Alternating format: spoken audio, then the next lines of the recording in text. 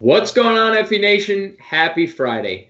And welcome to the Fantasy Alarm NBA DFS live stream. I'm your host, James Grande, joined by the great Sean Mitchell. Sean, 10-game slate today. I can't speak, so this is a good start on this live stream that people are watching live. But Sean, 10 games tonight, a ton of injury news.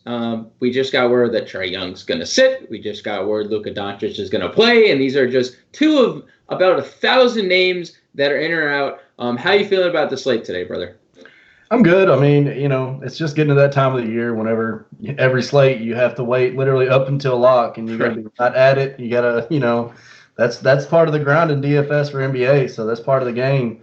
Nonetheless, though, man, this is a lovely slate. It's probably one of my favorite slates we've had in a long time. There's just so many good games, a lot of fast-paced games, a lot of big totals. You got a couple of, heavy hitters in there with the Lakers and the Bucks. And of course, you just got some real fast-paced games with Atlanta and Washington. Also with the Minnesota game with Orlando coming to town. Phoenix game and Portland is also going to be a nice one. So I'm really excited. There's just so many different ways you can go. So many different ways. Yeah, and I think you bring up a good point, like Lakers Bucks from just a pure basketball standpoint it's probably the biggest game of the year. I'd go out on a limb and say to this point of the year, where we are in the season too, and LeBron's had some be a championship, look here. This right. Right. And honestly, the winner, let's face it, the MVP could come from the winner. Like, this kind of seems like one of those turning point games in the MVP race where, you have Yanis and you have LeBron, probably the 1 and 2 in the MVP race right now. LeBron comes out and goes 30, 10, and 10 and gets a W. I mean, there could be a new leader on the MVP ladder. So, sure. But I do agree. I think this slate is great from a real basketball perspective and a DFS perspective. Johnny Boy was on the playbook today. So let's hop into his breakdown, starting with the point guard position. So Trey Young, we mentioned, is out. Jeff Teague is starting. And I think we could just start there because we're getting a lot of questions in chat. What do we do, Jeff Teague? What do we do with Jeff Teague? $3,300 on DraftKings, $3,700 on FanDuel. And I know you're not the biggest chalk player, and I know that. But if we're talking about cash games specifically, someone that both you and I are, I think, not too fond of is TJ McConnell. And we know he can be good, but he also might not shoot the basketball once tonight. And then we're relying on a lot of peripheral stats. Jeff Teague will shoot, and it's against Washington. From a pure cash game standpoint, I guess, do you prefer Teague or do you prefer McConnell? Well, just for the simple fact that, McConnell is a bit more expensive as well. Right.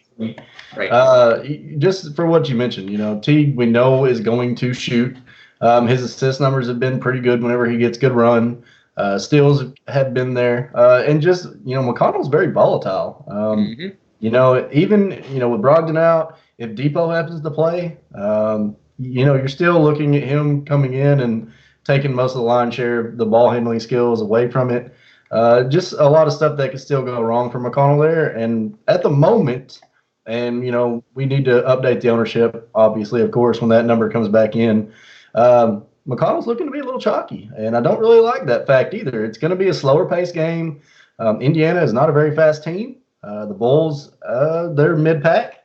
I would much rather take a lot faster game pace with the Atlanta game in Washington because we know, obviously, there's going to be tons and tons of possessions.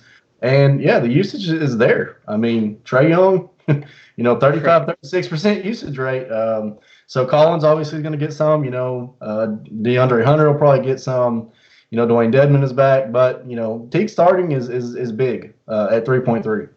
Yeah, I agree. And I think we're both on Team Teague over McConnell for sure, if we're going to play one. But let's flip back up to the top of this position where we have two stars, and Luka Doncic, who's officially playing, and Damian Lillard. Now, Luka has no supporting cast. It's him and Kristaps tonight. Dorian Finney-Smith has been ruled out.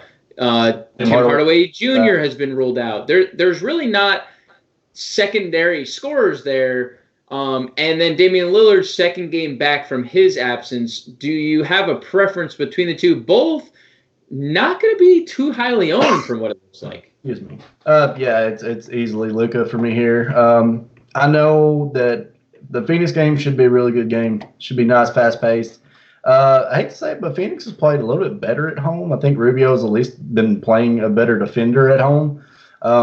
Not to say that he can stop Dame because he's pretty much matchup-proof. Right. But we're talking about Luka, who's averaging a triple-double pretty much. Gets a pretty good spot here against Memphis at home. And obviously, two teams that have been running with a lot of pace lately. Memphis has been inside the top 10 forever. Dallas has been creeping up inside the top 15, close to top 12. So I really like that game. And just as you mentioned, there's going to be 40% usage for Luka and KP.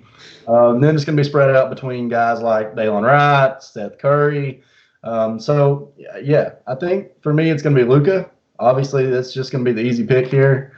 But Dame, it is going to be the contrarian look, I should say, because I don't really think, and his numbers have shown that he's going to be a little bit lower owned. It's definitely a spot where he can smash. I'm not saying he won't. But if I have to choose between the two, I'm going with Luka. I think if we were putting it over-under on shot attempts for Luka and Porzingis, I would put it at, if it was at like 55, I would say over. Because they are going to take a ton of shots tonight. Also, sneaky note about Portland, fifth highest implied team total tonight at 116.9 points. I don't think a lot of people are going to play them because the fact that Dame is expensive, McCollum is expensive, Whiteside is expensive, and there's a lot of options. So just keep that in mind when you're assessing your lineups. Moving down the mid-tier. Look, everyone knows we're on opposite sides of the fence here, Sean. My boy Lonzo Ball is sitting here looking pretty at the playbook, especially at 1.92 projected ownership. Your boy Ricky Rubio sitting mighty pretty himself, going up against maybe the worst defensive team in basketball right now, and it's not like they got any better getting Dame back. That is strictly offensive. That's strictly offensive firepower. And then you know what? From our Chicago Bulls, since I found out you're a Bulls team, Kobe White, still sans Zach LaVine. Why don't we break down and assess this mid-tier? Because I think we could get a GPP winning lineup with 1 to 2 of these guys involved. Yeah, you kind of mentioned it earlier. It isn't the best matchup for Lonzo here going, playing against Miami. They've actually been really good this year. Really good. They've been really good at home. I think they've only lost one game at home. Yeah, best home team. Yeah, I think they're the best home team in the NBA. It's just absolutely crazy. And they're obviously a very slow team. We've seen them be in the latter part of the fifth slowest teams in the NBA at times. Obviously, it's the Pelicans. They're going to push the pace. It's a good spot. It is a major pace-up spot for Miami. Right. But, yeah, I got to go with my boy Rubio. He's almost $1K cheaper. Got back on the wagon last game, put up over 45 fantasy points. There for a string and a tangent, he was doing really well. Was going over 42 fantasy points for like 5 or 6 in a row. Was just looking really good. Put up 4 double-doubles with assists in his last 6 games. It's just an amazing spot. Portland runs with amazing fast pace. Phoenix obviously does as well. It's going to be a really fast-paced game. And I just really like Rubio. Kobe White, I think, is just that ultimate cash play. His price is still pretty cheap. Right. I mean, for what he's been doing lately. And it looks like nobody's playing him, which I find quite interesting as well. But for me, it'd be definitely a cash play for Kobe.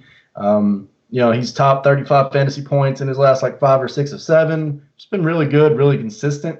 But he has to hit those shots. Indiana is not the easiest team to go against, especially at the guard play. But with Brogdon out, it does help a little bit. I definitely want to see with Depot news. Yeah, I think that becomes intriguing if Oladipo sits, because then they have their 2 best perimeter defenders are out. And without Zach LaVine this year, Kobe White, 34.3% usage, 1.29 fantasy points per minute. Huge. Those are elite numbers. I think if Oladipo were to sit, I would actually consider Kobe White to be a pretty interesting tournament play. I'm playing Kobe White still. Right. I do have him a little bit sprinkled in some GPP lineups. I think he's fine, but I think he's really good in cash.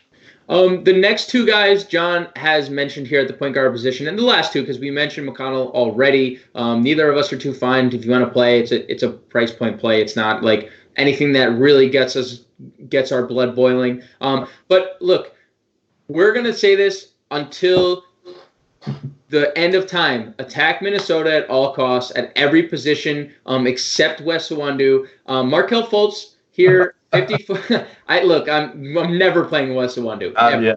$5,400 for Markelle Fultz on DK, 5,000. I think that is a great price point for a guy with probably 30 to 40 point upside. And if you get 40, I mean that's a GPP winning type of play. And then Shabazz Napier. I mean, atmosphere makes a lot of, it lets you dictate who you want to play. This game atmosphere, you could play anybody, and there's no Ish Smith, so we could see extended run from Napier. So I think both of us are pretty okay with playing both of them for tournaments, and plus the ownership is looking mighty interesting on both those guys, huh? And if you remember, whenever Jeff Teague was playing for the Timberwolves, he was a fade on every slate.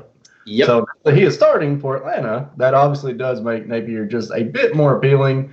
I agree with you with the Fultz call. I do think he's obviously on DraftKings. He's looking like he's going to be literally just because he's $400 more, I guess. But, with Vucevic being one of my favorite plays on the slate, top 3 for me, or close to top 5, I really like the pairing there with Markelle. Yeah, that correlation is nice. I agree because a lot of dump downs and easy baskets from Fultz, and it's a good point, Sean, because Evan Fournier runs a lot of offense for the Magic, and without Evan Fournier, we've seen this year, because we have to remember Evan Fournier is ruled out, will miss extended time. They run the offense through Fultz, so I mean we've seen a couple double-digit assist games. So I think that's a great call on the pairing. Let's move over to shooting guard, where I think my favorite spend up in Bradley Beal tops the list over 10K on DraftKings. But look. It's Atlanta, Washington, eternal green light. He could literally take 35 shots tonight and score 55 actual, and not a single person on the planet would be surprised. No, and it's kind of crazy because the last couple of slates we've talked about Brad Beal, we've talked about how nobody plays him, and now it's kind of getting that ownership. I mean, people are catching on, huh? Right. People are catching on, Sean. Catching on. But, yeah, I mean, he's averaging 57 fantasy points a game here lately. Over his last 6 games, it's just totally insane. The guy's been playing out of his mind. And this matchup is just – it's the absolute nuts, Yeah. I mean, you really can't get much better than Atlanta defense, especially the shooting guard spot. They've just been terrible against it all year long. So I don't mind it. He's definitely a top 3 play for me, and I will say that with confidence. Easily a top 3 play for me. And even in the blowout, we mentioned on the podcast last night, they get blown out in their last game. He plays 38 minutes. So he's on the floor no matter what the situation is. There's some interesting mid-tier guys here in John's playbook, and I want to get your take. I think we're both on the Phoenix bandwagon, and that's primarily because, Devin Booker is a great player, but Portland's defense is dreadful, and I think so. I don't think we need to spend too much time on Booker. He's a great mid-tier play. I'm interested in your take on DeMar DeRozan, because at first, you see LaMarcus Aldridge, you're like, no way I'm fading this guy, right? We're locking him in. There's no way I can not play him. But then you look at the recent production, it's been okay. We got the 50-point game the first time Aldridge was out, and that was great. Since then, it hasn't been there. The shot attempts have been down. The production, just overall, the scoring especially, has been down. Then we get Donovan Mitchell, who has been great, and he's been great. But he gets Boston, and he's going to get Marcus Smart, who on the flip side is also in John's playbook, who basically, Boston will be without Jaylen Brown and Gordon Hayward. And yes, Kemba has his minutes limit risen, but how many minutes, we haven't gotten an official word. Kind of break down these next from DeRozan to Smart, because I'm weary on, I think, all 3 of them. Yeah, it's Don Mitchell's number 1 for me. I just feel like he's going to be zero owned, especially like him in GPPs. Nobody's going to play him just for the simple fact that everybody thinks that, the smart defense. I get that, but, we've also seen a lot of teams put up some big numbers in the same spot. Right. Donovan Mitchell has been, he's had over like a 33% usage rate over his last 5 games. He's put up over 50 fantasy points in a couple of games. He's been coming around really well lately. So with that being said, I think Donovan's going to be my number 1. And then I really like Marcus Smart. I hate to say it, but I think DDR falls to number 3 for me here. Utah has actually allowed pretty much the most fantasy points to the shooting guard spot over their last 10 games. They've been just getting trashed by it. Marcus Smart has been playing really good at home as well. You saw the last game on the road. He kind of sputtered a little bit at over 7,300, I believe. So now he's back down to where he probably should be, and he's back at home, which is great news because the prior 2 home games put up 47 and 51. So really like Marcus Smart here back at home. But I believe for me in GPPs it's going to be Donovan Mitchell 1, Marcus Smart, and then DDR. I just still think that DDR, that usage seems like what we thought was going to go all attract to him has been kind of more evenly spread out, but beyond Deontay Murray and Trey Lyles, who's also playing 35-plus minutes a game. We did see him go back-to-back, 37, 40-point games.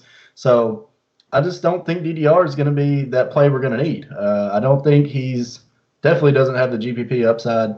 Don't like the spot going on the road in Brooklyn. Brooklyn's been a pretty decent team. They have been a pretty decent team this year. So it's going to be Donovan, Marcus, and then DeRozan for me. I think I would just swap Smart and Mitchell, and not by much.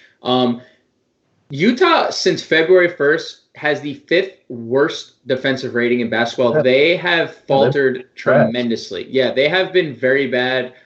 Plus, they've been very bad on the road all year. So, this is definitely a spot we can exploit.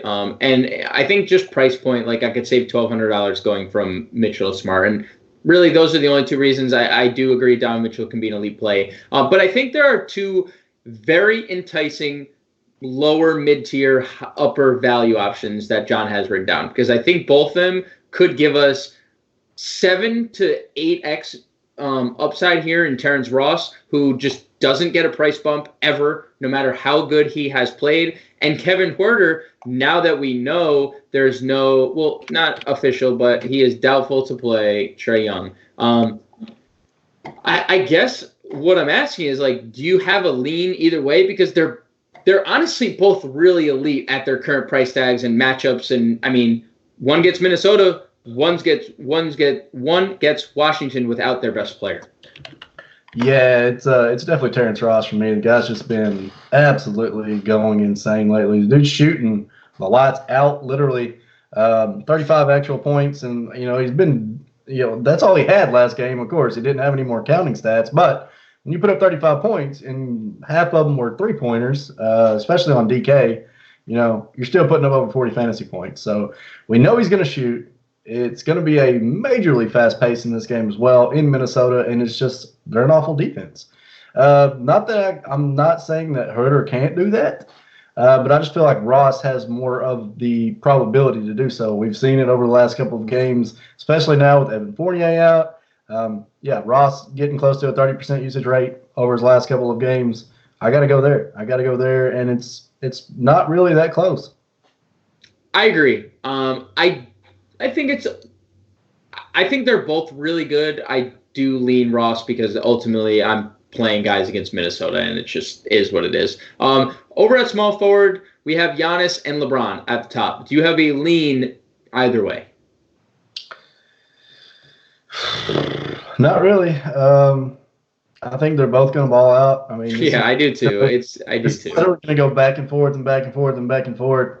It is a little bit harder, I should say, for LeBron because, he does have to feed AD too, whereas Giannis has basically the green light as much as he wants anytime he wants it. But LeBron, has been picking it up lately. He's been having that 60-point upside. But I do also think that we're going to see Giannis play 35 minutes. I mean, I believe this game is going to go down to the wire.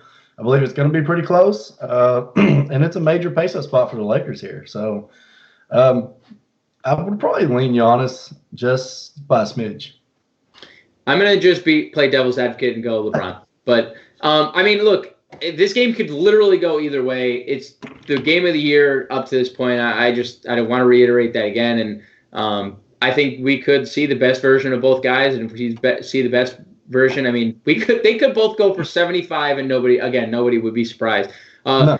Rest of the position is quite interesting. We have Brandon Ingram in a tough matchup against Miami, but he's been really good even with Zion on the floor. He's back to his high usage self. We have Juancho Hernan-Gomez against Orlando. We have DeAndre Hunter against Washington, James Ennis against Minnesota, and Justin Holiday, who nobody seemingly wants to play, but hey, some revenge narrative in that game. Sean, let's break down the rest of the small forward position. DeAndre Hunter's my boy. I know he's John's too, but he was my boy before he was ever John's. Still need to point that out there before we get moving. Nonetheless, I think it's a good spot for Hunter. Obviously, he should get a bump in usage with Trey out. I think the price is good. Matchups there. Pace is going to be there. Juancho has been really good lately as well. We know he's had the upside too. 50 fantasy points on the Magic's a couple game ago that was in Orlando. So, he's been playing really well. I think I would have to go Hunter first just because I like the matchup and I like the spot. Then it's definitely Juancho. James Ennis, of course, is going to get the minutes, but, his floor has been a little lower than you'd want. Yeah. He's not a big usage guy. He doesn't really shoot just a whole ton. He's good on rebounds. He does score. He's going to probably give you 7 to 10 points maybe. Maybe a handful of rebounds, maybe 4 to 6. You maybe really want to bank on some steals because he is a decent defender. But I think the ultimate GPP play is definitely Justin Holiday. It is a revenge game. He actually has fared well in the meetings with Chicago here this season. And the simple fact that if TJ Warren does sit, he's obviously going to get extended run. And that is a good spot because Chicago has not been good against the small forward spot.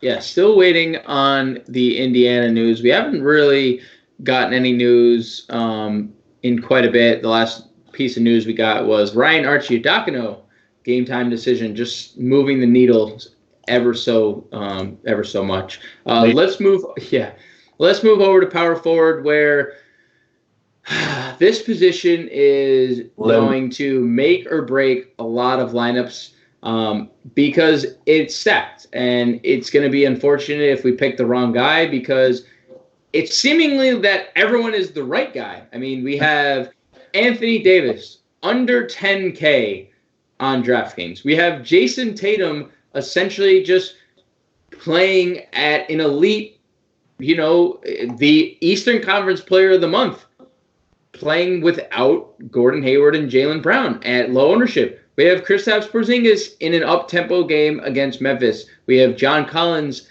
with no Trae Young. We have Domantas Sabonis with potentially nobody active in Indiana, and we have Aaron Gordon against Minnesota. And let me just say, he is $7,100 on FanDuel. Yeah, Sean, I'm not going to ask you to rank them because it's impossible to give it like a legitimate ranking because I think we agree that they can all go for 7x even at their elevated price tags, 7x or better at their elevated price tags. I guess who are your favorites from this list? Just giving everything, price point, ownership, because again, they're all great. And I agree with every single player that John has written down. I think they're all potentially slate breakers. Yeah, I think it's KP for me, number one. And I'll probably get some backlash on that. I don't really care. As we already talked about, Dallas has nobody else. If they believe that, Jonas Valanciunas is going to be able to hang outside at the three-point line with KP, he's going to burn him big time. So you're probably going to get a lot of Gorgie DeJane, which I feel like he has a little bit of a size advantage. And I just feel like KP has been on another level lately. His price is still very manageable. At 9.3, 9.4, I just think he's still just right there being just a bit too cheap. His usage has been up there close to 30%. Tonight, it should be over 30. Him and Luka, like you mentioned, 55 shots, we're taking the over. I totally believe that he can take 25 shots tonight. I just feel like, he had 5 blocks the other night. It's going to be a good – he's got way too much going for him at the moment. And then it's going to be Anthony Davis. And sorry, John, I know I'm probably leaving out Tatum. And, I'm not trying to take away from Tatum. He put up 53 fantasy points against Utah a couple of games ago. But Davis is definitely going to be my number 2 here for good reason. Milwaukee has actually allowed the 5th most fantasy points to that power forward spot over the last 10 games.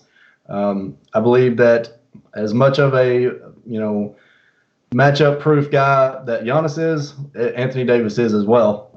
They're going to battle down there. I hate to say it, but it's going to be really hard to pick who plays better between LBJ and Anthony Davis. And I've been on Anthony Davis all day. And he's 9.8 on DraftKings. I feel like he's too cheap. Fresh off a 71-pointer. I feel like this is a great spot for Anthony. He's definitely going to want to show that he's the alpha. So we're going to see a lot of that going back and forth between him and Giannis as well. So it's going to be KP, then it's going to be Davis, and then it's going to be Tatum. It's really hard from there on because Tatum and I think John Collins are both in great spots. Right. John Collins going against Washington is so good. And then Sabonis. I mean, we've labeled Sabonis as basically one of the ultimate cash plays because he's always been uber consistent. He's been close to 45 to 50 fantasy points about every slate, double-doubles about every game. And, of course, he gets one of the nut matchups here against Chicago. But I feel like this is going to be a slower game, not as many opportunities. So that's kind of where I'm at the moment. Yeah, I think when you see Anthony Davis under 10K, it just stands out. And that's in any matchup with LeBron healthy or not healthy. I mean, Anthony Davis under 10K, there are certain players at certain price points that you just exploit. And this is one of them. 60-point upside, yeah. Right. And 60 might even be not giving him enough credit. I mean, we've seen him go for 70 and, just because he won last game. I mean, right. And he's a guy who you're not just getting points and rebounds. I mean, this is a guy who can get you 5 blocks and 2 steals and then literally break a slate. So I agree with Davis. I mean, I agree with everything you said because KP just went for 60 plus with Luka in the lineup last game. And now it's just as good of a spot as it was against New Orleans. So I agree. I think if you're playing on FanDuel, I'm not going to lie, it's very hard to fade Aaron Gordon at 7,100. 71, yeah, that's so cheap. I mean, it's Minnesota. Minnesota. It's a major pace-up spot. It's really a good price on FanDuel. I wouldn't knock anybody for wanting to play him on FanDuel. I think there are some interesting lower tier power forwards tonight. He has Davis Bertans in here. I also think Rui Hachimura could be quite an appealing option in the starting lineup and much better of late. And then Trey Lyles, who, was really good and everyone played him and he was really bad. And, recency bias can be a really good thing in DFS, Sean, because we're getting essentially the same exact situation that we've had, right? There's no Jakob Poeltl, there's no LaMarcus Aldridge. Trey Lyles has played 35 minutes in the 3 games without those guys, and now we're pairing that with the fact that he's going up against Brooklyn, who's been a bottom 5 team against centers, and the cherry on top is that he's projected to be 5% ownership or below, and that's the point I'm making about recency bias. It can hurt, if you're the guy burned by Trey Lyles, and, some people won't go back to that well just because they were bit in the ass. But this is a spot where if you're kind of, you got to a point in your DFS career and you're okay with getting burnt and then going back to the well, this is a great spot for Trey Lyles. Well, I'll have to go ahead and first off, if you're going to play GPPs and that's all I play, you're going to get burned. Right. If you're not taking risk and getting burned, you're not trying. Right.